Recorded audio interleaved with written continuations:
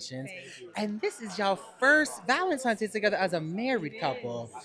What It did is. that feel like? I'm sure it still felt somewhat the same. It did because you know what? We feel like we're an old married couple. I know we've only been legally married 2 months, but we feel like we've been married for 50 years already. So even every day is Valentine's Day. I've been telling people, he brings me tea every morning.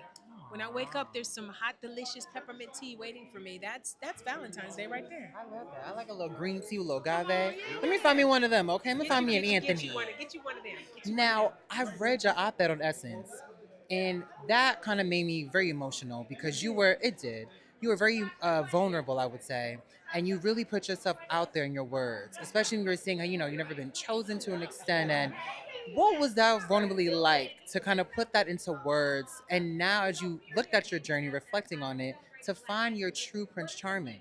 You know, it meant a lot to share that because I know I'm not alone. And I think for the longest time, black women and women in general, but we're going to talk about the sisters, have been told that after a certain amount of time, they're worthless. You know, there was a podcaster, he's gone on to glory, but he used to tell women to rate themselves.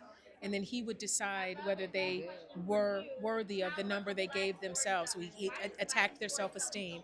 And then he basically told them, you know, after a certain age or a certain weight, go and get you a dog or a cat because nobody's ever going to love you.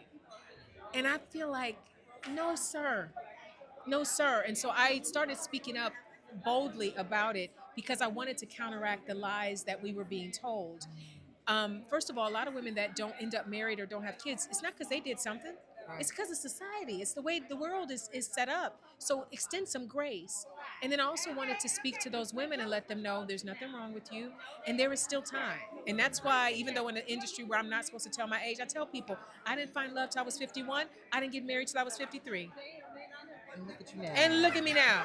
And the sky didn't fall. Is there anything